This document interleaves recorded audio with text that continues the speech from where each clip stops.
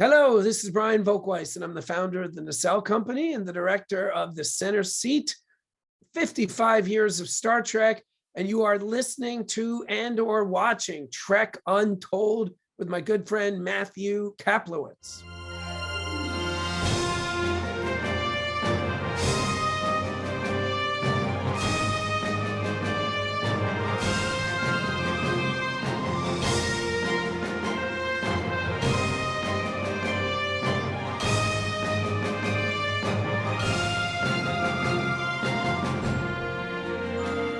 We have a jam-packed episode today with a slightly different format than usual, so I'm going to take advantage of that slight little weirdness to chat about something else before we meet our guest. Last week was one of those rare historic moments in Star Trek history because a brand new series just landed, and that would be Star Trek Prodigy. They just had their series premiere on Paramount Plus last Thursday, and I wanted to give some quick, spoiler-free thoughts on it. The main one being that this is the best Star Wars Rebels spin-off I've ever seen. Okay, right, so that was a little bit snarky, I know, but honestly, that was my main thought as I watched the first episode, but don't worry, I got plenty more than just that. But to be blunt, and not Brunt, because that's a different show, this cartoon really does look and feel way too much like Star Wars right now, and not enough like Star Trek. The character design, the aesthetics, even the fact that they literally use the word rebels in the show, and have a bad guy who looks pretty darn similar to General Grievous. But as much as I'm complaining here, it admittedly does look really great. The cartoon looks awesome, the animation is excellent, and I do like the way everything looks. But it does feel a little bit contrived in this first outing because it is so close to Star Wars Rebels. And unlike the first time I watched Star Wars Rebels, I found the main character to be kind of unlikable for really like the first two acts in this episode, but he eventually did win me over along with the rest of the characters, and of course, by the way, Murph is the best.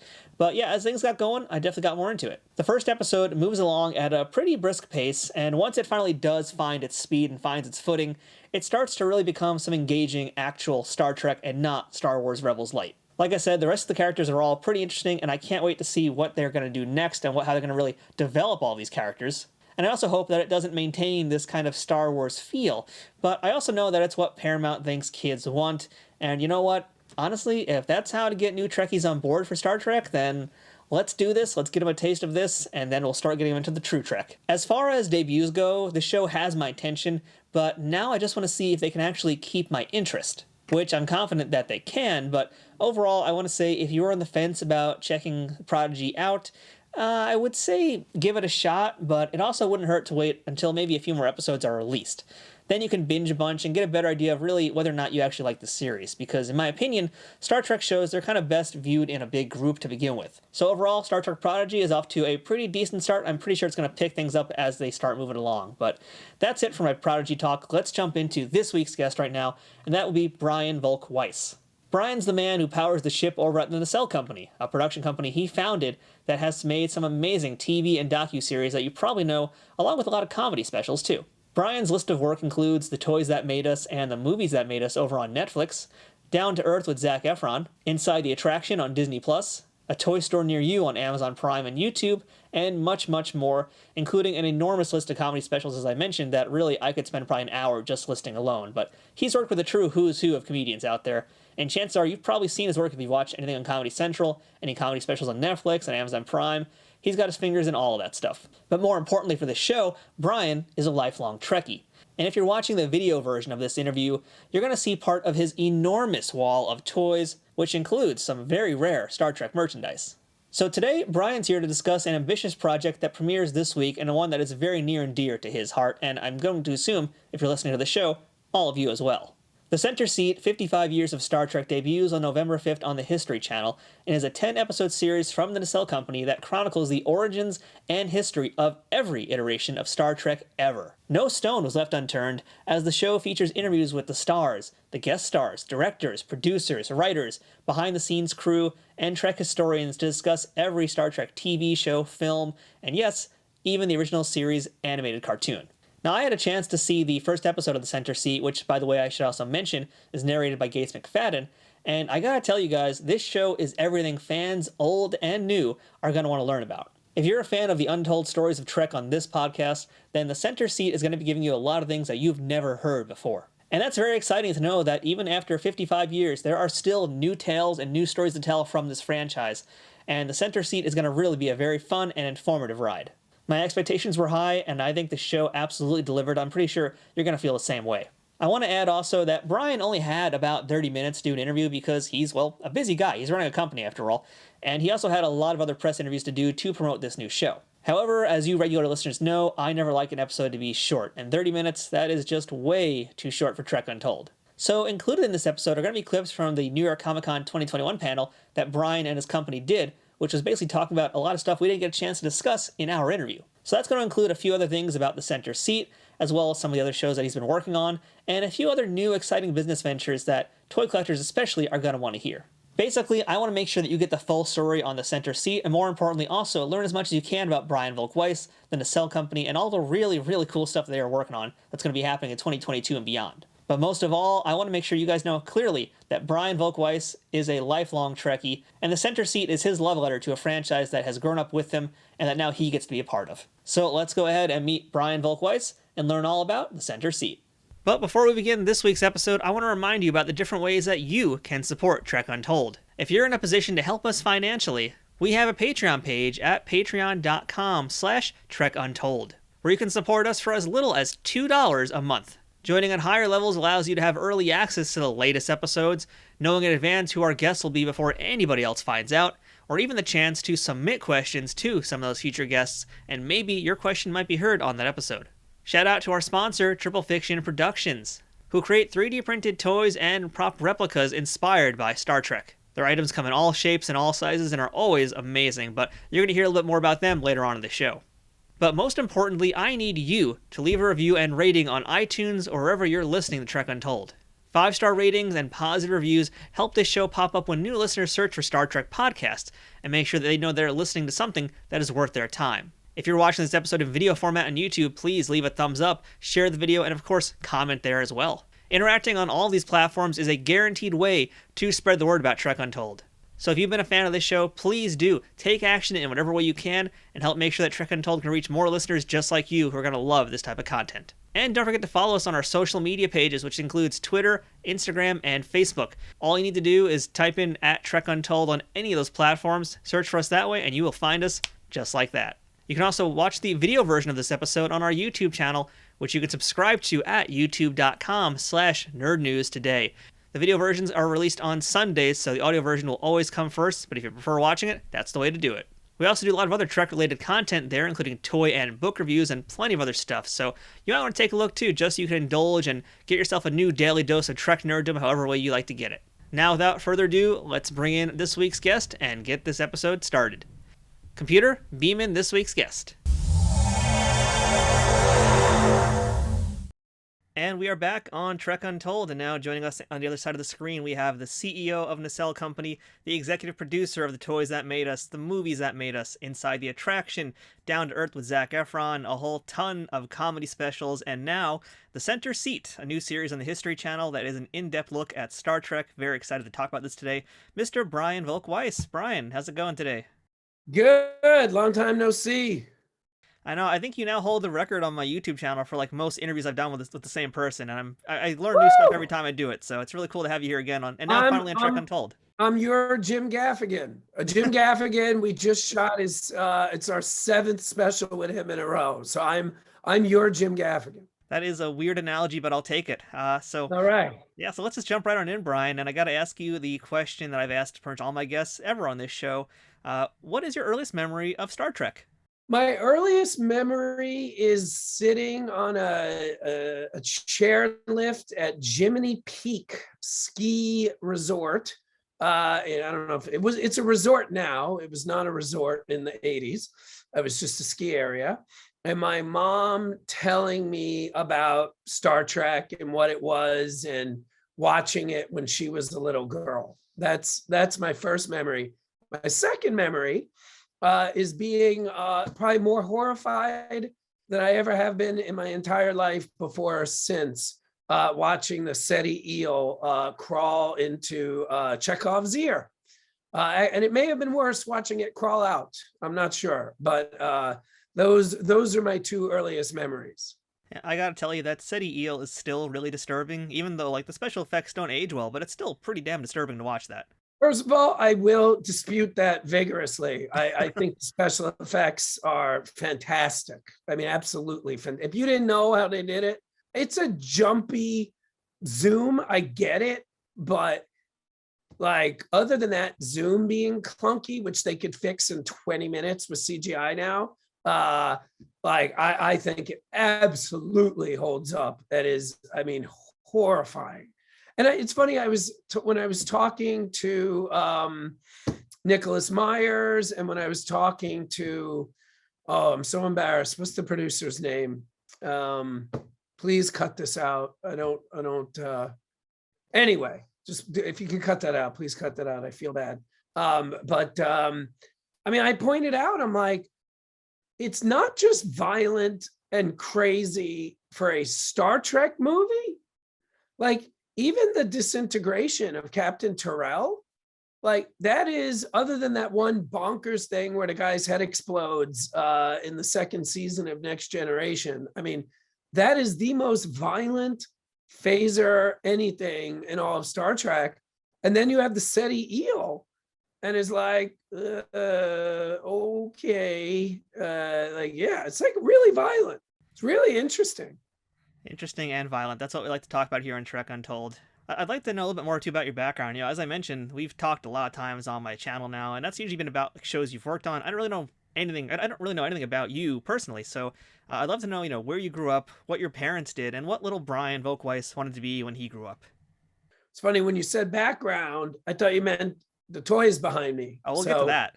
But yeah, I mean, the Cliff Notes are the Cliff Notes. I mean, born and raised Queens, New York. My dad worked for the IRS in the Treasury Department. My mom was a microbiologist. I mean, it's the luckiest break of my life, other than meeting my wife, is I was at the perfect age when I saw Star Wars. And I didn't know the word documentary when I was 3. But if you look at how my mom said I was behaving, I basically thought Star Wars was a documentary. And when she bought me a book that was like written for 5-year-olds, showing how it was a movie, you know, Darth Vader's helmet was off, the Death Star was 5 feet wide, not the size of the moon. Ever since I read that book, this is all I've ever wanted to do, was be in show business. So yeah, I've kind of known this since I was 3 years old. And you've been pretty deep into show business fairly early on in your career. I mean, I think a lot of your career up until something we'll talk about in a few minutes has been basically in the comedy world and doing a lot of comedy specials. And I saw that one of your earliest specials was actually the guy we haven't talked about in the show ever, and I really want to hear something about him. You produced an episode of a comedy show with Yakov Smirnoff. I got to learn, what is this dude like in real life?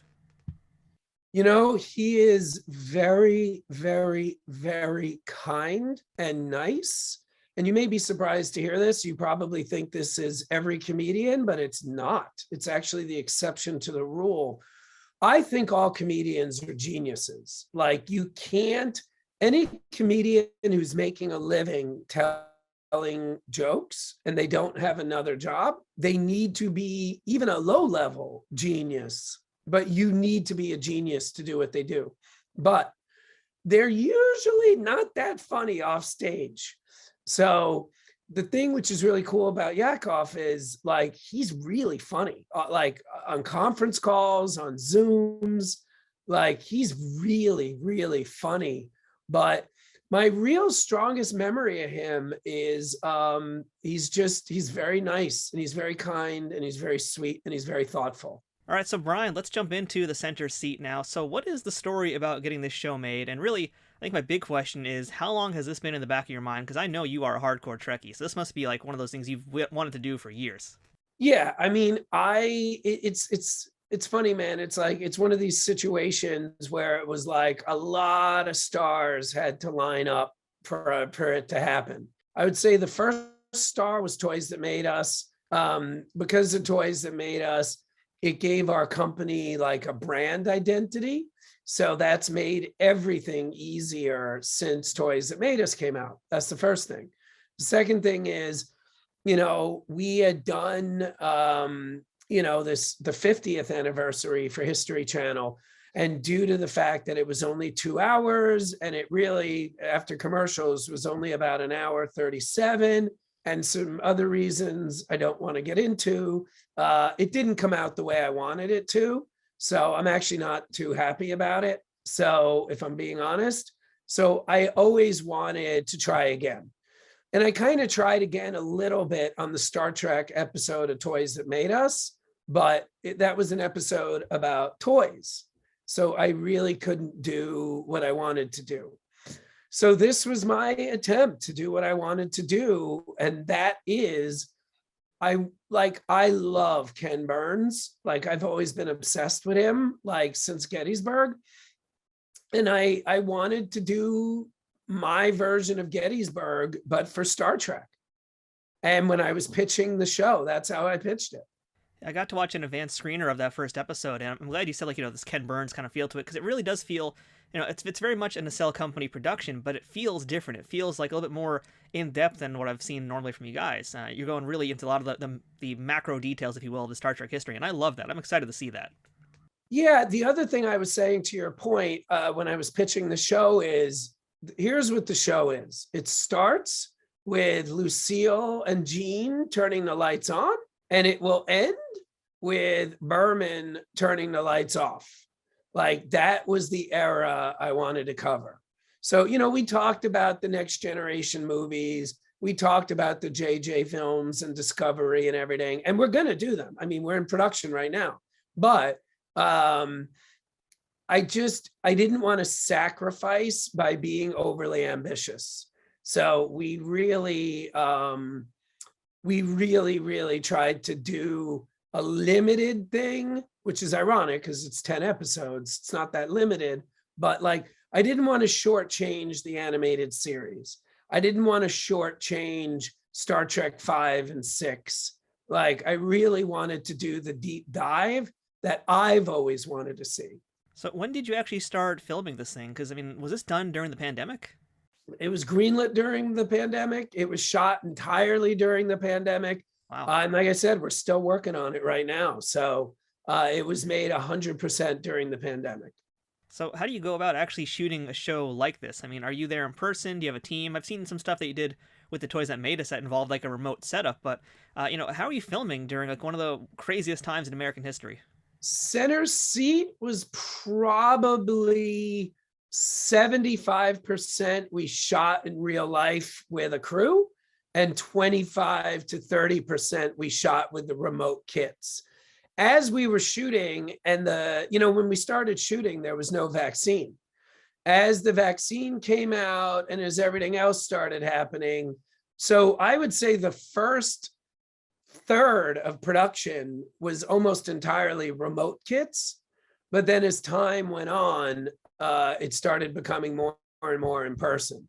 But we also did hybrids. So like, for example, and I think we'll be doing this to the end of time, when I interviewed Kate Mulgrew, we had a crew in her New York apartment, but I did the interview over Zoom.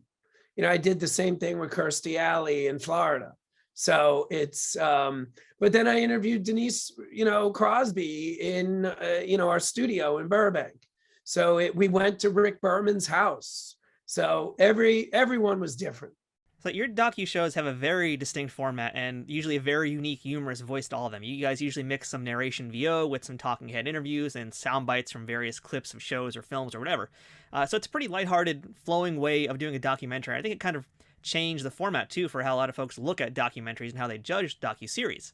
It seems very complex, too, when you compare it to a typical reality show, which is usually just like talking head interview, B-roll. That's the whole thing. So, I'm really curious about hearing what is the typical process of creating an episode, the way that you guys make a show, because it is so different. Well, it always starts with the research. We usually do 2 to 4 months of research. Then we do pre-interviews in a pretty crazy way. We usually do 2 pre-interviews before the main interview, so that by the time we're actually doing the real interview, it's actually the 3rd time we're interviewing that person. So the first interview is verbal, it's not recorded. the second interview is almost always recorded. Like it's down and dirty. It's like, with a Skype or a Zoom or a Facebook Watch or whatever.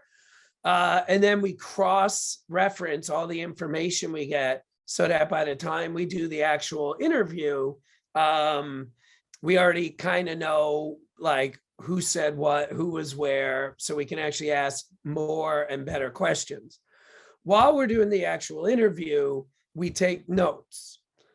All of this information goes to the story producers and the editors. They then working with the edit note, and literally, like I'm always frantically taking notes during interviews because I send those notes to the editors to make sure they pull stuff that I want pulled that I know is important to me. So then they take all of their stuff, all of those notes, combined with the fact that we've already hired editors from the beginning that have comedy backgrounds and are also they're very smart people. So they're able to combine the humor with the pathos to make the episodes the way we like to make them. And then on top of all of that, we then just, we usually do 3 to 10 rough cuts of every episode until we get it right. And it's very time consuming and it's extremely expensive.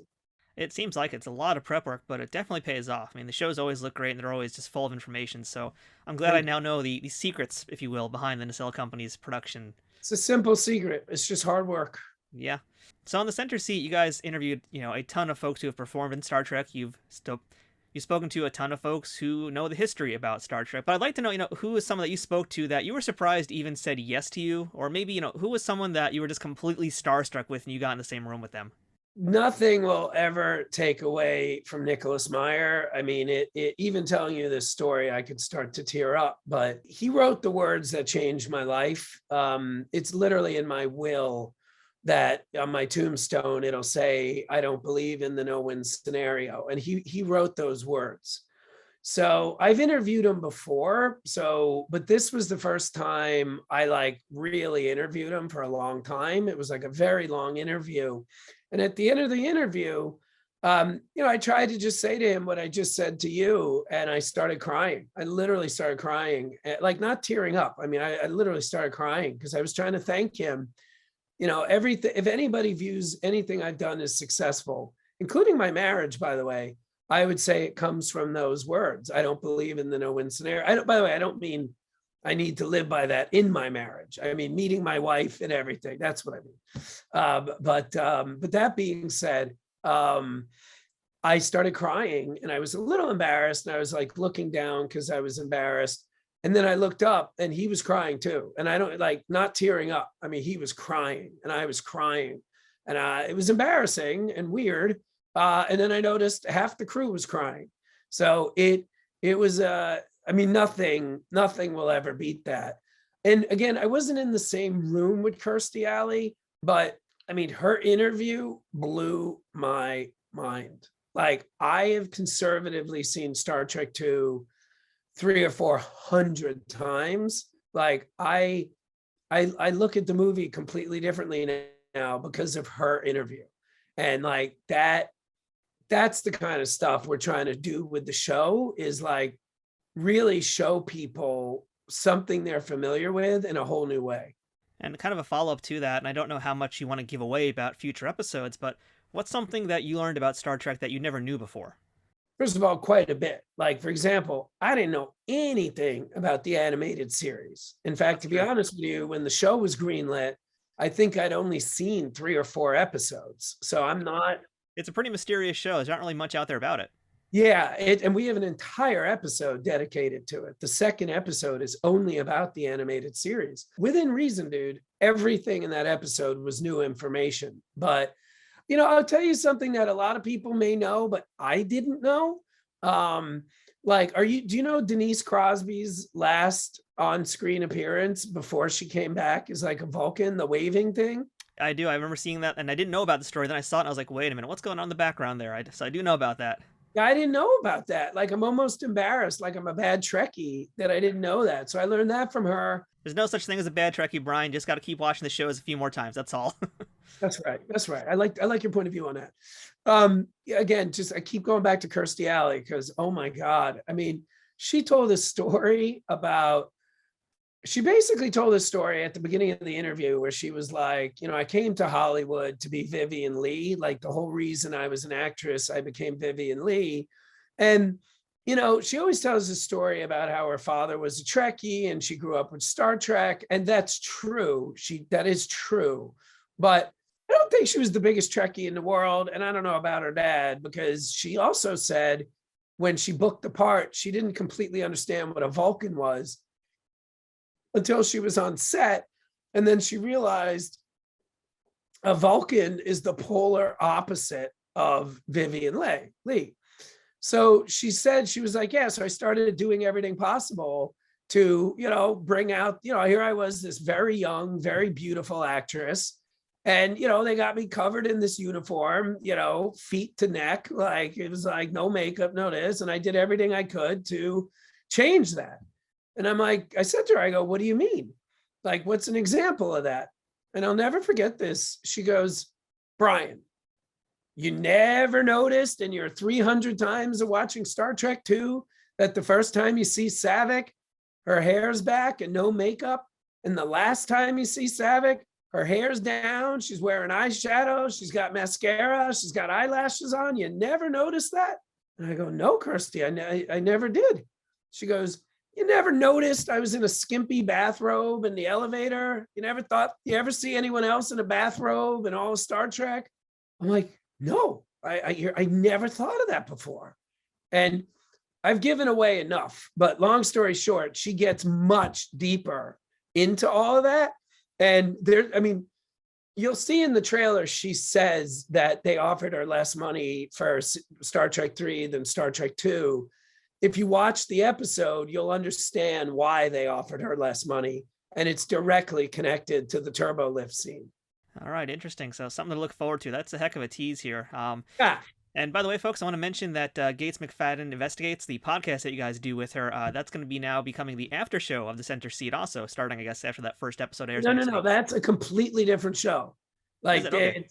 Gates has her own show. This is a completely different show specific to Center Seat. All right. Well, my question about that was, is there going to be more podcasts like Denise Crosby Investigates? Is there going to be a second season? Well, I'll tell you a crazy thing. If people like the first 10 episodes, which is all we're scheduled to make, I'm going to tell you something crazy. I hope you're sitting down. We will make more. If people do not like them, I hope you're still sitting down. We will not make more. So I don't want to make a show that people don't like, but if they like it, of course we'll make more. We love doing it. That's like the equivalent of the Brian Volk classic quote, stay tuned, basically. Exactly. Well, no, this is a little more like when I say stay tuned, that's usually about politics and business I can't talk about. Yeah. In this case, it's up to the public. Like, I never want to assume for a lot of reasons that the public's going to like what we're doing. So if they do like what we're doing, we will be honored and have fun making more. If they don't, we will not. Now, for folks who are watching the video version of this episode, they're going to be seeing this great wall of toys behind you. So it's pretty clear that Brian is a true toy collector. He's got an amazing collection. If you've ever watched any episodes of some of the shows he's been the host of, you'll see like that stuff, that wall of toys you have is just beyond insane. But, for our Trek audience today, what are some of the best Star Trek pieces of merchandise you have in your collection? Well, the number one most important piece in my entire collection of any brand, of any canon or whatever you want to call it, it's a tie.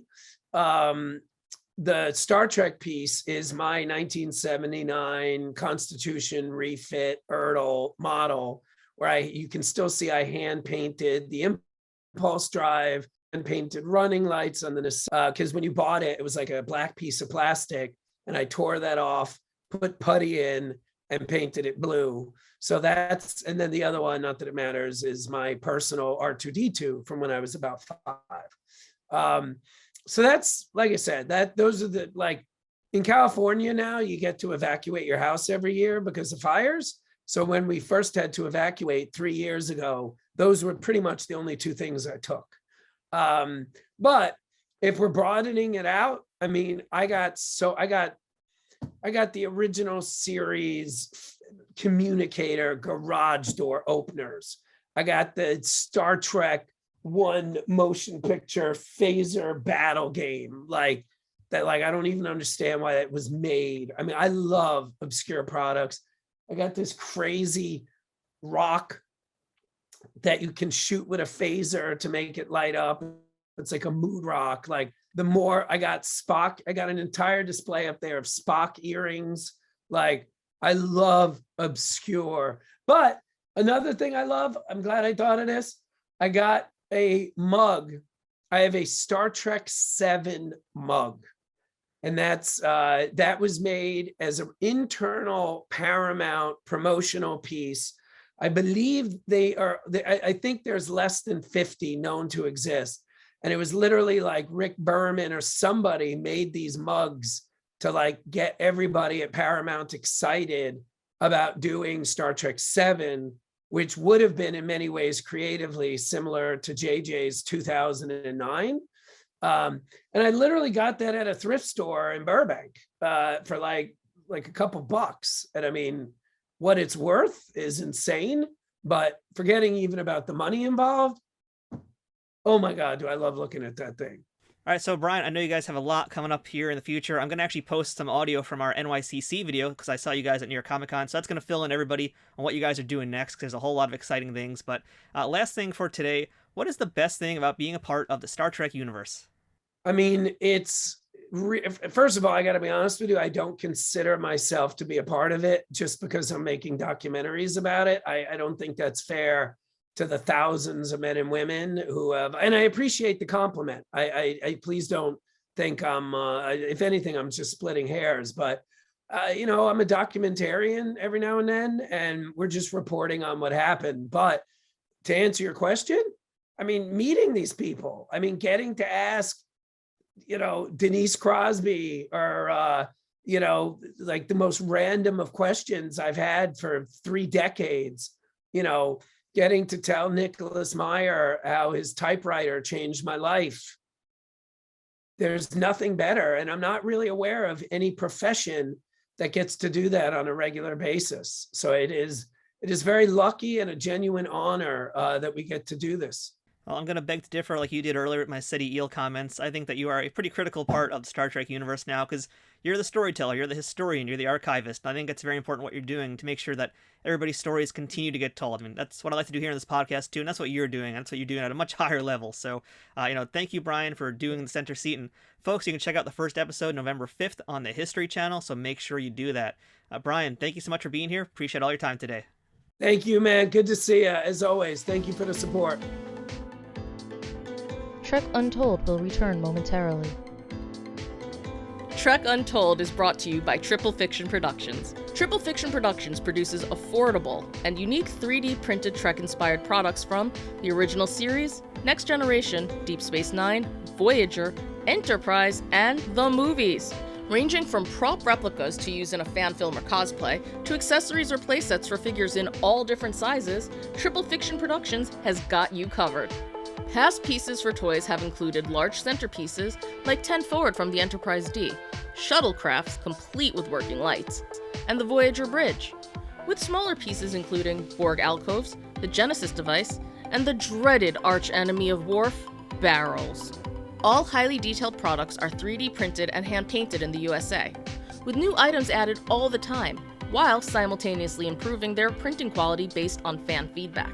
To learn more about their products, visit triple-fictionproductions.net or visit them on Facebook at facebook.com/triplefictionproductions.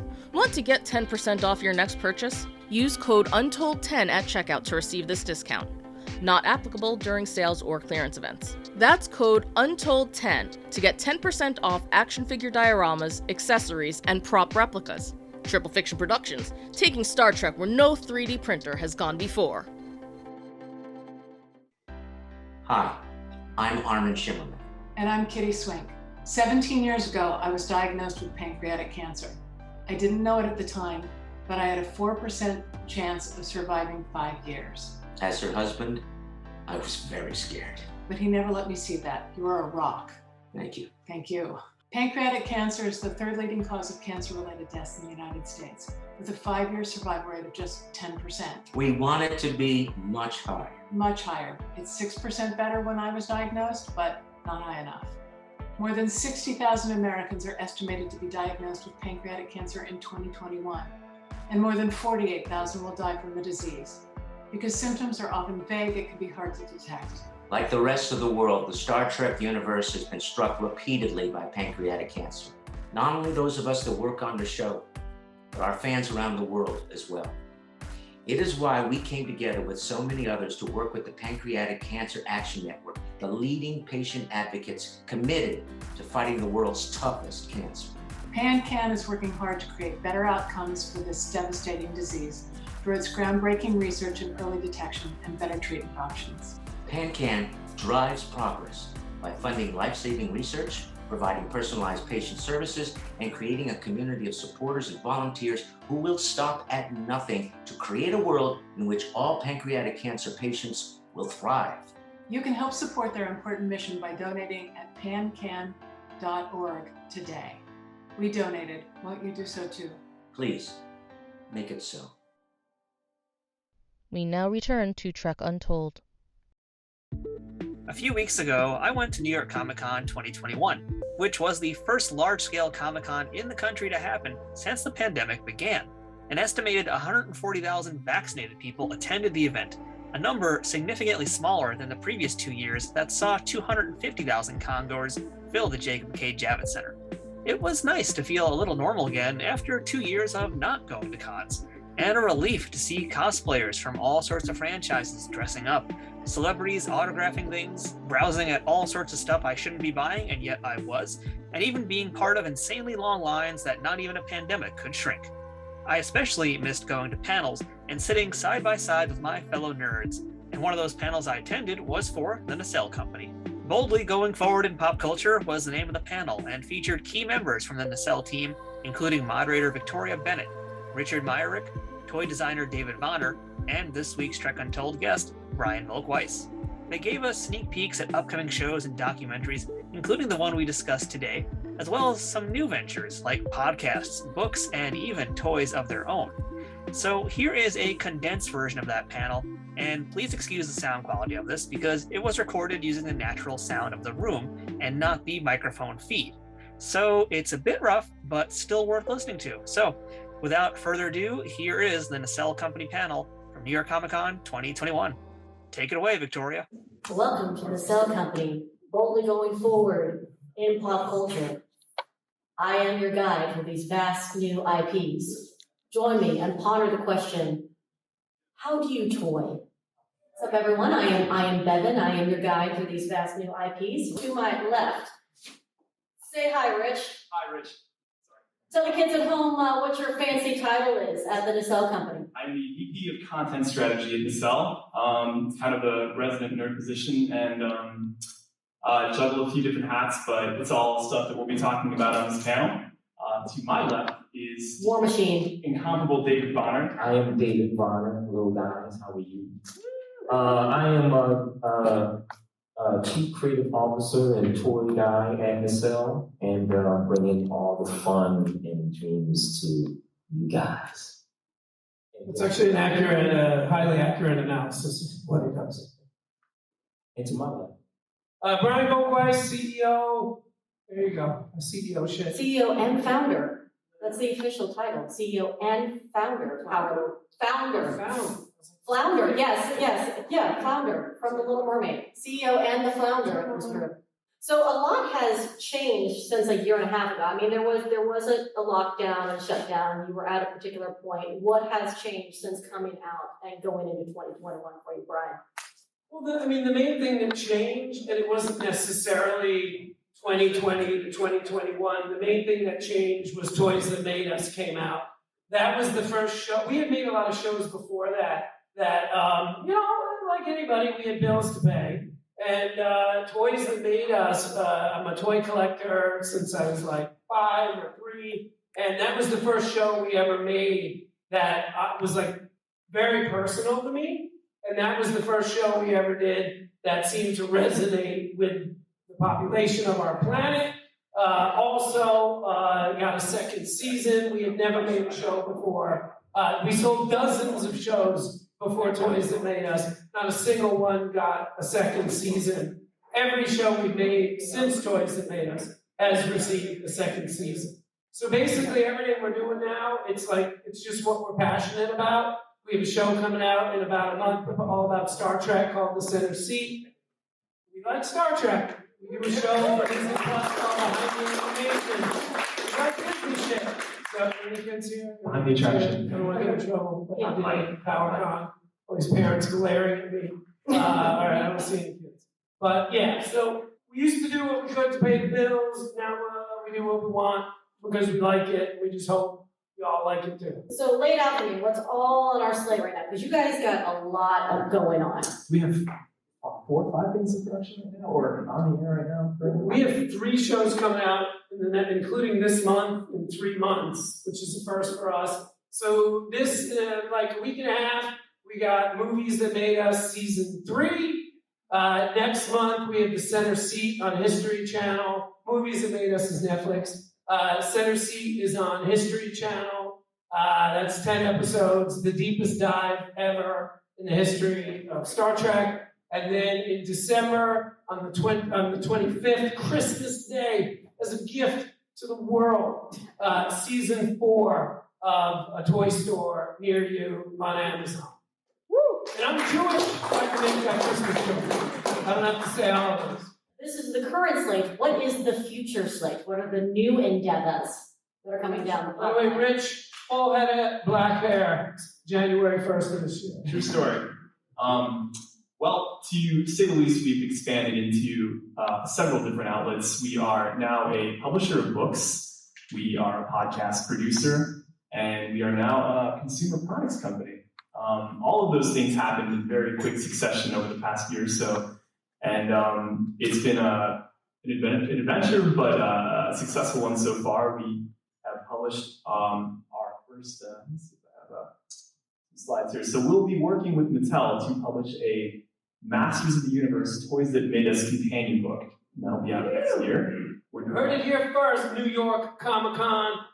It's a book in full collaboration with Nacelle, so we'll get to dive into their archives and kind of show you guys all sorts of cool bits that we didn't get a chance to dive into in the episode. So that's something that we're very excited about bringing out. We also have our Center Seat companion book to our History Channel series, which will take an even deeper dive into the deep dive that the series does, and really kind of get into a lot of the nitty-gritty of the interviews and the people that we talk to. So that'll be definitely one to look out for very soon. Like how things are beamed up, like that kind of thing? Exactly. Like the science behind it broken down to like all of it? Yeah, great, cool. Staying on the theme of Star Trek, we have our podcast. It's currently airing right now with the illustrious Gates McFadden. It's a conversational podcast where she talks to a lot of her coworkers, and the conversations are actually really remarkable. Very, very rewarding. And people who have really no connection to Star Trek have listened to this podcast and really kind of took something away from it. So highly recommend checking it out wherever you get your podcasts. Also, we have the Toy Store Near You companion podcast with Victoria Bennett. That's an interesting photo. Out of all the photos and photos, it's just me looking like I need a chai, which I probably did in that photo. You sent us that picture. No, I did not, actually. I did not. Rich. It's cute. It's cute. I like it. I mean, yeah, it works for me. So if you're a big fan of Toy Store Near You, which I'm sure you guys are, and you want to hear more about the stories behind the owners who opened those stores and kind of what the process was, not only with their stores, but actually doing their episodes and other fun bits, Victoria hosts the podcast, and it'll be out very soon. So again, please check it out wherever you get your podcasts. And we have a comic book coming out soon, our first comic book with Scott Cherry, aka Barbarian Rage. So if you know Scott, you know he's an incredible toy designer. He has a bunch of his own original designs. It's got this really cool kind of D&D sword and sorcery sort of aesthetic to it. And it's also a toy photography book. So all of the comic is staged in his toy photography as well. So that'll be out. Actually, issue 1 comes out tomorrow, October 8th. So you can grab your issue 1 of Barbarian Rage on Amazon, Barnes & Noble, Target, and anywhere you get comic books. And that'll be an ongoing comic book series with us through our Nacelle Books publishing imprints. Back to Bevan's question, our intention is starting in January, maybe February, but Q1 for sure, to have at least one podcast and at least one book come out every month. So we got a lot of shit coming your way. Not all barbarian rate, which is great, by the way. You should buy it tomorrow. Speaking of podcasts, we also have the culture coming out.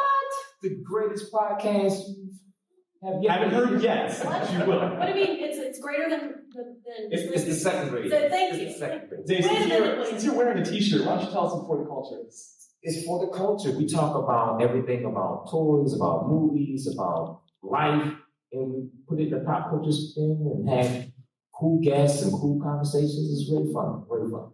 Yes, It's for the culture, it's for the culture. for the people. And finally, we also have our copy of Rack Toys. So if you guys are familiar with Rack Toys, Brian, what's a Rack Toy? A rack toy, I worry this audience might not be smart enough to understand this, so I'm going to speak slow.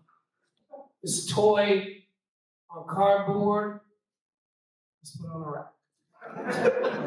Any questions? This guy literally doesn't find a goddamn thing I'm saying for him. Sorry. I'll figure you out, I promise. I promise. Captain America jokes? You like those? No. I'll figure it out. Try Star Wars one on them. Yes. So Rack Toys is out right now too. It's a fantastic book by Brian Heiler. It talks about all sorts of cheap, kind of wacky 70s, 60s toys that came out and never really made it to Toys R Us or Katie. But it's a gorgeous book. You can also get that anywhere you get your books. So please pick up a copy. And last but not least, our consumer products. We manufacture those.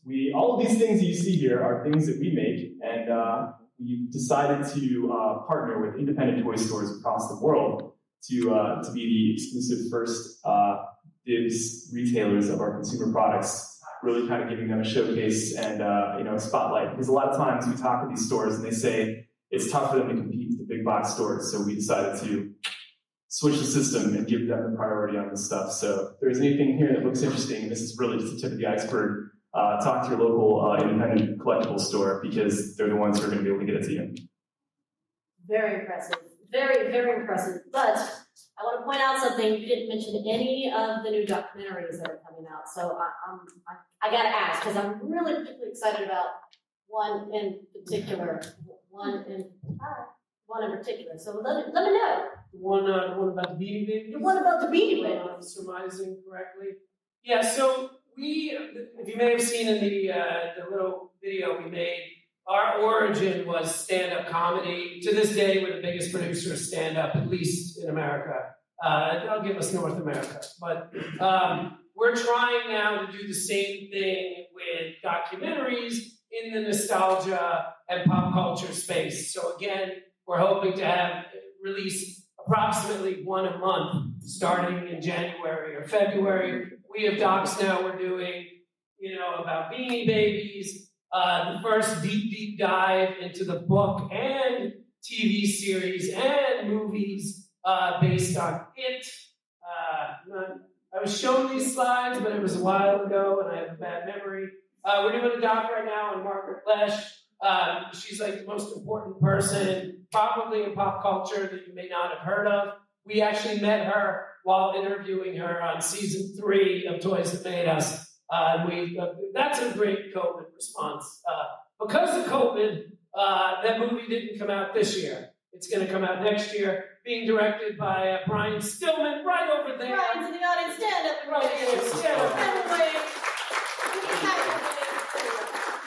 But yeah, we got a lot of docs coming out. We got a doc coming out about RoboCop on top of the movies that made us RoboCop. We got a lot of RoboCop coming. So the idea is, speaking just for myself, having grown up, maybe not at the cool table in school, we're making shit for those people back in the day that didn't get a lot of shit like this made. So that's, as it relates to the products we're making, the books, the toys, everything.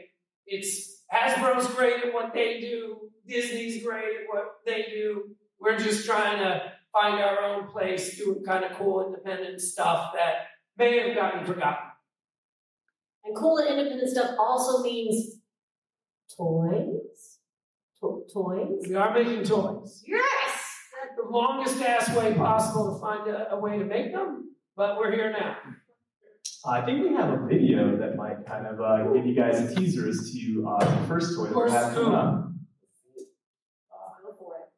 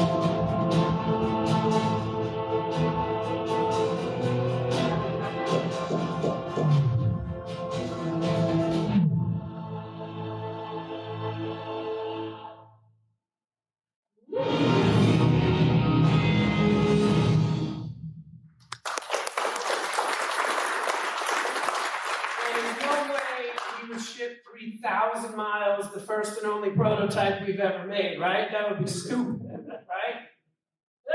Oh, there he is! And I just, even though I've collected toys my whole life, like, this is the first time and I've been reading and making shows about how they're made. This really is the first time I've actually ever seen it happen. I mean, it's really pretty nuts. Like, there's drawings and everything, and then someone hits the 3D printer, and out pops this ugly thing. This guy right here, David Connor, right next to me, like, it's like, hey, we want to take the bad guy and make a new toy. And he was like, out of his brain, and like, that came out about a month later. So it's like, he took what was the essence. I wish we had the old 100 here, but the old 100 looked like the white guy there, but a different character, but so meaning kind of shitty and crappy. And then that is literally what popped out of his brain right here. Very cool, very cool. All that. Thank you. That was really hot. But I wish we did have the old 100. And really, what it was is taking Rich. like the old, everything that's cool about not just 100, but just Robo Force in general, and just turning on his ear, like bringing it to the new modern era, and also kind of thinking of these guys as they were knocked off by one of the greatest, forces of nature ever, the Transformers, right? So it's like, maybe they're a little bit upset about that, and maybe a little chip on the shoulder. So that kind of carried on with the design aesthetic, the design language, and that's where we are. So, and not only is this the look for 100, but it really sets the tone for Max, for Wrecker, for all the other guys coming forward. Oh, and here's a little, now this is an appendix. This really is scoop. Nobody, including me, I knew it was coming, but I haven't seen it. This is really a scoop. This is a part of Max's arm, so you see how massive it is. But these guys are going to be like super. This is Max's old arm, so this is kind of like before the workout. This is after doing pull-ups. Steroids. Eat your vitamins. Say your prayers. This is what happens.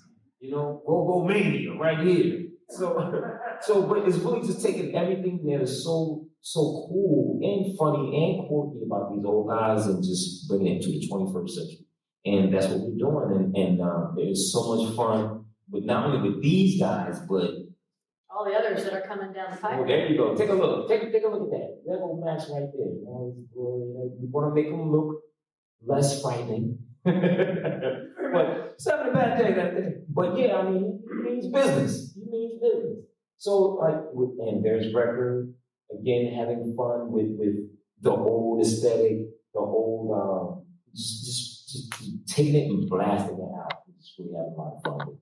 So we're not just doing RoboForce either. We've got another pretty exciting IP that we've recently come into possession. Acquired, if you will. Just one thing to mention, Rich, is we're also we have not forgotten the fact that we sell and make television shows. So as we're designing the toys, as we're doing all this, in my opinion, extremely fun stuff, we're also packaging all of these shows. So you may have read we're working on Silverhawks with Super 7 and David Gordon Green and some other famous people. We're doing the same thing with RoboForce with some other famous people. Then we package them, then we sell them, and God willing, at some point next year, the shows will come out, and there won't be so many people scratching their head about why is RoboForce coming back. Sorry. No, not at all. That's a very important point because, like you said, all of these are strategic, multi-faceted sort of strategy for transmedia-like. Transmedia. Yeah, transmedia.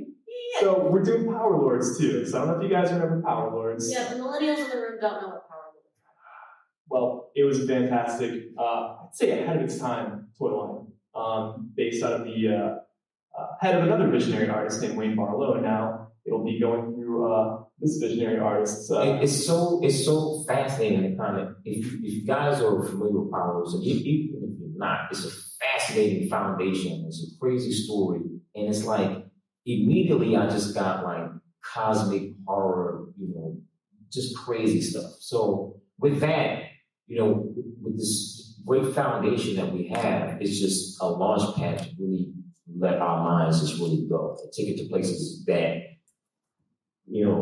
originally never even thought of, but now we can just go. So really having fun with the characters, with the style of the characters, the type of characters, adding new dimension to them, adding new dimension to new characters. It's so much fun. So Is that guy turning blue? He is turning blue. He's turning blue. Is that one of his powers? He literally turns blue. Is that his only power? He literally turns blue. Well, I mean, his power is this guy is Okay. Lord Power is one of the most powerful beings in the universe. I mean, he has the power to manipulate time, space. And he doesn't need a gauntlet. He don't need none of that. So Dr. Manhattan a little bit? He has these jewels in his head. Even more power. Than Dr. Manhattan? Even more power. Even more. How is one more powerful? I'm fascinated by this. Yeah, David, did you say something? Because this is power low. All right. Okay, this is the Lord of Power. He's not even Lord of Power, so he's not even He-Man, I've got the power. It's more than No, it's past. beyond grace. It's past that. He's the Lord of Power. I do want to say in front of witnesses, if this doesn't happen, if Honor is ever found dead in a ditch, Wayne Barlow, we must get an L. I hope that If that buys happens, seats. Baby, Gil, after Barlow and his family get the money. This is being taped. No, not at all. Those cameras over there, they're not recording. But Power Lord is really cool. I mean, I really did think of. Have you guys seen the movie Event Horizon?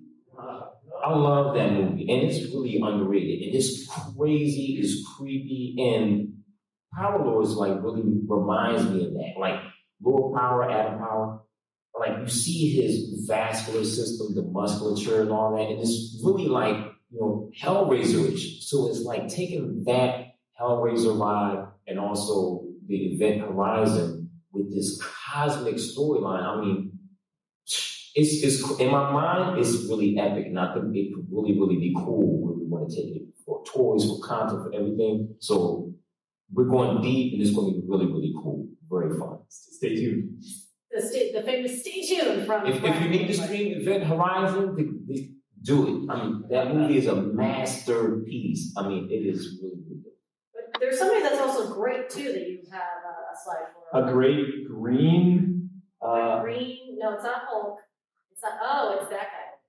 So Dave, tell us about Great Gorlu. Or Brian, would you like to tell us about Great Gorlu? Brian can do a I weight. know so much about him. I don't think it's fair to you guys. No, don't be humble. I know nothing, so that would He's been around a long Show of hands, how many of you have heard of the Great Gorlu? Okay, I have a seat. There you go. So, the Great Gorlu, I feel like did not get enough credit back in the day when he was originally out. So we are bringing him back as well in a giant And also, size. too, fun fact, Gorlu was one of the first giant figures. I mean, we're kind of celebrating real big action figures now, you know, but he was kind of one of the first. And he was remote controlled, too. You know, it was like, what, 12 inches, 13 inches tall? It was huge. I mean, and that was like a really big deal back in the day. So to actually play with this character that my mom and dad used to mess around with is kind of cool. So I'm looking forward to it. And no sour grapes, but Funko was supposed to announce a huge partnership with us today that got pushed to December. So this would have been a lot cooler. Funko, you know when I'll see you in Funko's on December, board, right? we need business when Funko is involved, right? That's right. But like, out of all of this that's going on, hey, look, there's a podium right there that I just hit. Out of all this that's going on, like, what is absolutely next, if that's even possible, Brian, at this point? I am queuing up another slide. Yeah, I mean, our main goal, which has basically been the goal all along, is to just keep moving forward in an organized and profitable way so we can just keep doing what we're doing at a higher, bigger level. So, you know, we started off, you know, you saw it in the opening shot of that video. We started off with a Nick DiPaolo stand-up special. It was the first thing we ever shot. It was 3 guys running 5 cameras, and now everything we've done has been based on that. So ideally, now that we're starting to get into the toy business and the animation business and the podcast business and books and all the other businesses, we're not making refrigerators yet, but I'm sure that's coming. But that being said, the idea and our goal is to just keep making cool stuff at higher and higher levels of production value, and just, you know, I'll be tapping out when we greenlight, and I'm not even joking, you know, like a $200 million big Star Wars kind of, not Star Wars, I was misquoted a couple months ago on that. So we're not trying to steal Star Wars from the Disney Corporation, but at some point, we intend to make some big ass movies like that, and if you ever read about it, you'll know I'll be retiring in probably 2 years. That's the goal. I don't know if I answered the question or not. I was probably giving it ahead of time and I should have an answer, but that's my answer. But guys, I believe we have one more thing. One more sneak peek, and that is our new Center Seat series on History Channel. So this will be your first, am I correct in saying the We first? had a soft launch last night, but then I didn't say it. You're seeing this for the first time. I saw it before you.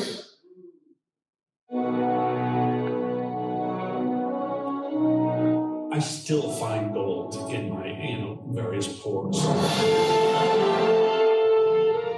You came on the set, and it was hard not to think that you were on a space station. They were all incredible. It was just spectacular. There's an actor who's now out of work. My heart broke. When he came down with a brain tumor, I wanted to send a get-well card to the tumor. I said, I'll rewrite it as long as Gene Roddenberry does not put word on paper. We're at each other's throats. It was just almost physically impossible for us to generate 26 episodes. I've given up any hope of a marriage, any hope of having a child of my own. Spock dies in the second act. You gotta be kidding me. Well, this doesn't seem to be what we set out to do. You don't leave somebody out while everybody's talking about them. That just pisses them off. I always thought that we were in jeopardy. Yeah, we went longer than the original series. Watch out. And when you get what we call spontaneous erections and you're wearing a onesie,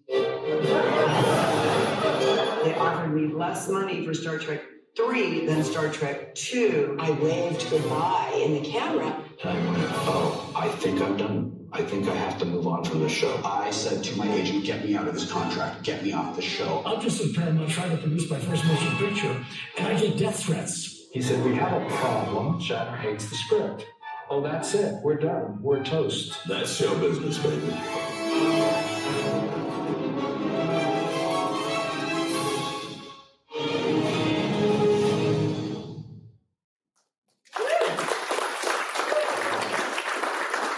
anybody have a question? Any question? I know that we laid on a lot. Yes, go for it. Would you like to look at the edge of the microphone? Okay, great. Good job. I love it. Theater kid.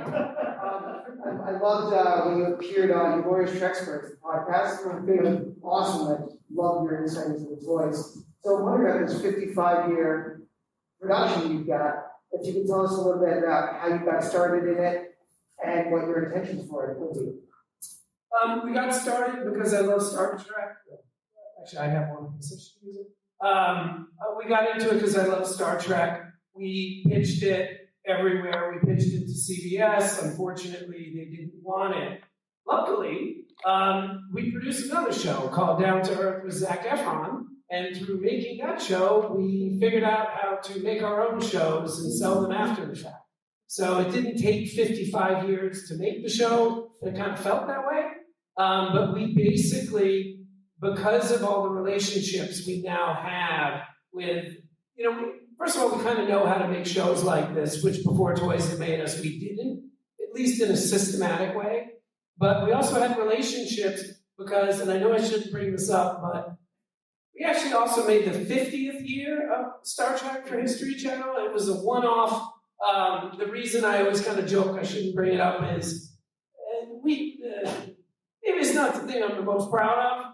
We had to make a lot of compromises. In fact, a lot of what you'll see, even in the Toys That Made Us episode about Star Trek toys, is what the 50, like for example, like my whole life, like since I was like 10, thought it was insane that Lucille Ball gets like no credit for Star Trek, like none. And like there's no Star Trek without her. As important as Gene Roddenberry is, there's no Star Trek without her. Like it would have been a cool script on this guy named Gene's shelf when he died without her.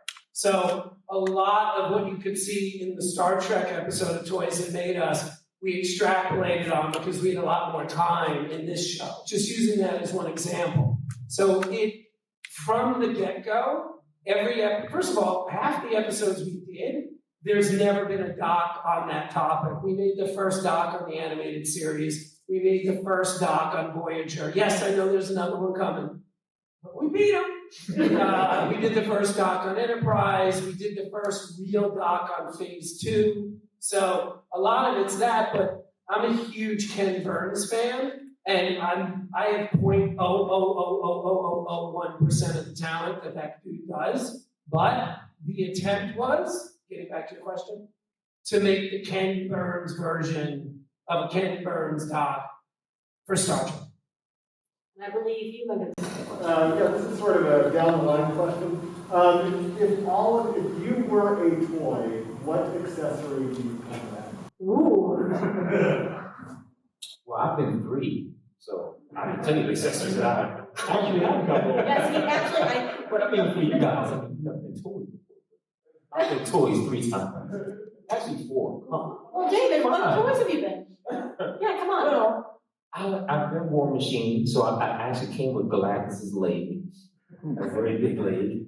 And I was War Machine again for the Iron Man 3 line, and it came with a little gun and an extra head.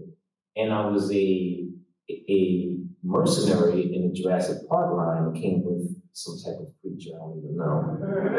But I was also the inspiration behind Mattel's kind of genderless line, where it could be from one gender to the next and everything. So I had like some nice curly hair. And I was another one I can't forget. That's really bad when you've been so many toys you can't remember. But there's a 5th one I can't remember what it is. Oh, a knockoff. Some company knocked me off. That's what it is. I'm actually a bootleg figure. Some company knocked me off. They took the head for the Jurassic Park figure and made it to some kind of starfighter guy. So, I need to check for that. Do you want to say that the Dave Bonner Jurassic World figure I actually own, and it's on my shelf, and it's getting devoured by the Dilophosaurus? Yeah, that's what it is. Listen, hey, I went to art school. Do you have any of these toys? I believe the answer is no, right? No, divorce wipes you out. My ex-wife got a lot of stuff. But, or the trash man or the fire pit, however you want to, slice it. But if you guys do come across any of that stuff, please donate it to myself or my kids. People like to partake in it. My family like to have a figure of me. So yeah. And that's another thing. Actually, I gave away a lot of the figures that I don't have any. Like my parents wanted some, relatives I never spoke to before, everyone. So I don't have anything. I have nothing of me but me. That's it. I would come with my dog. Does that count? He has a very cool dog. Yeah, that counts. Okay. And then my dog, Brian. Can a vehicle be an accessory? It feels like you want to sell that separately. All right. Then There you go. I'll use the Bonner answer. There you go. When I turned 40, the company very nicely had a figure made of me, and that figure came with our EX3. So our all those comedy specials we made 100 years ago were shot on the greatest camera ever made. It's something called an EX3. And sorry if I'm getting too in the weeds. Are you familiar with this thing called Star Trek? Have you ever heard of it? No. Okay, all right. Well, there's this thing they used to do where they would put the ships on the wall, and then paint them gold. So we've done that at our office. So whenever we have a camera that dies, we paint it gold. You thought you were Trekkie? That's a fucking Trekkie. But so the accessory that the company made of me was a gold EX3. Nice. Didn't expect that. If you could have your I like your stories, Brian. What about an accessory of choice? If you guys were making toys of yourselves right now, would it still be the same accessory? Because David had 5 made, and I don't think you had any say in your accessories, right? No, but I would like to come with a battery. Battery? Yeah. Battering? I love that. Phase plasma. Preferably a deep 40 battery. watt range. A deep. I want to come with a deep battery. You can use it whatever you want. Think of me. What about you? It's a quote of the family, and I don't think anyone heard you. But I did. Brian, yours would just be Next question. I said a phase plasma rifle in a 40 watt range. Oh, wow, that's a good answer. Say that, only what you see. Well done. Well done. Anybody else have some questions? Yes, Michael. Yes, if you saw the radical thing we did where he still has the suction cups. But He's talking about rubber toys. I'm not confusing my toys. I would never do that, right, Rich? Never, ever. But no, we're doing a similar thing where it was very important to us to keep the soul of the RoboForce with the suction cups, but also, I don't know, let them walk. So let them kick shit. So we're doing the same thing with Power Lords. So we'll be respectful of their heritage, but they're also going to be, I don't know, you can play them. Trying to do the best of both worlds. But we've also grown up too. Like, we play with different. Grown up? Some. We've gotten big, I should say. I believe we have a question all the way down there. Yes. I'm a vintage Star Wars collector. I didn't walk out of here like I should have. Just kidding. I want to single-handedly point out why you still use documentary plastic jelly.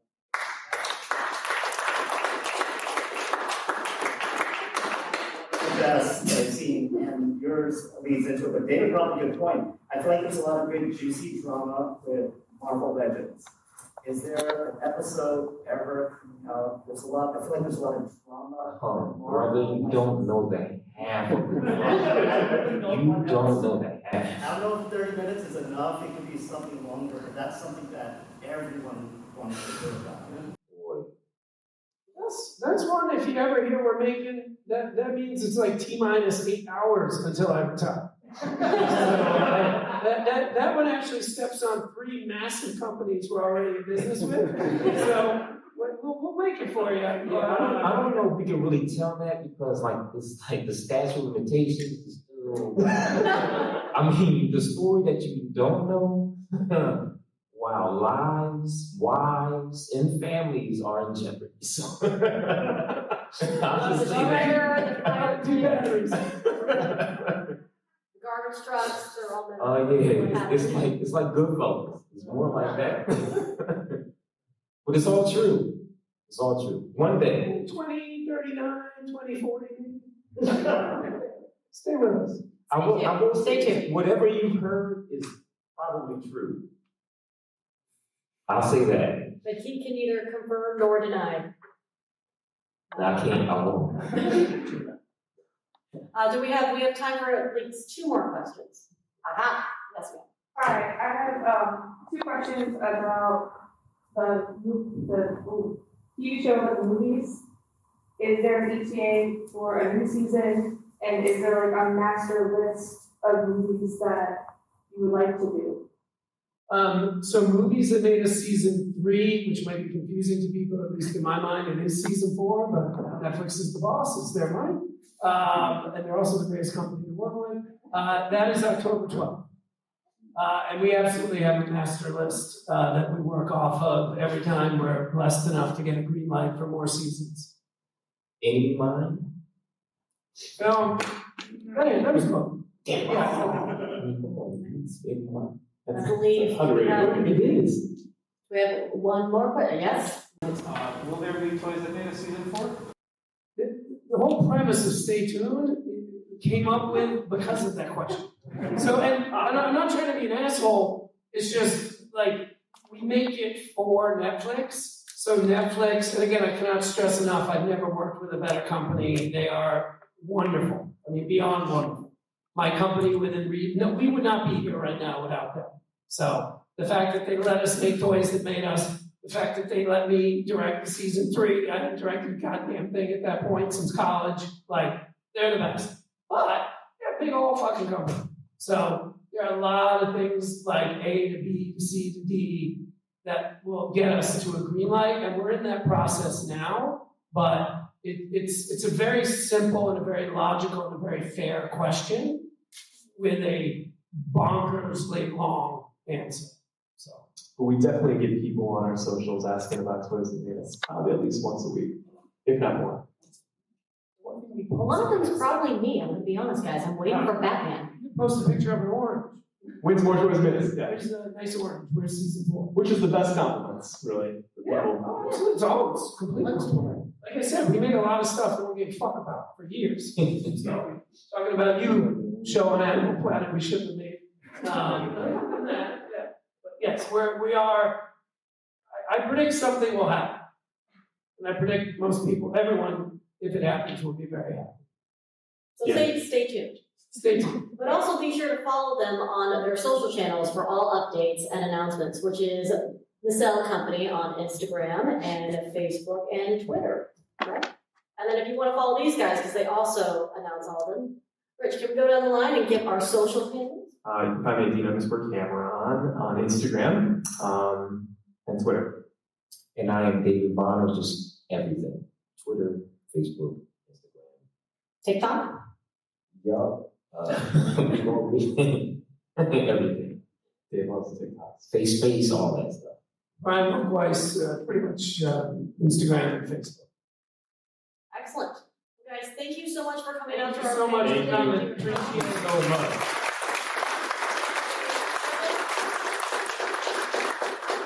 And stay tuned. And stay tuned, please. Stay tuned.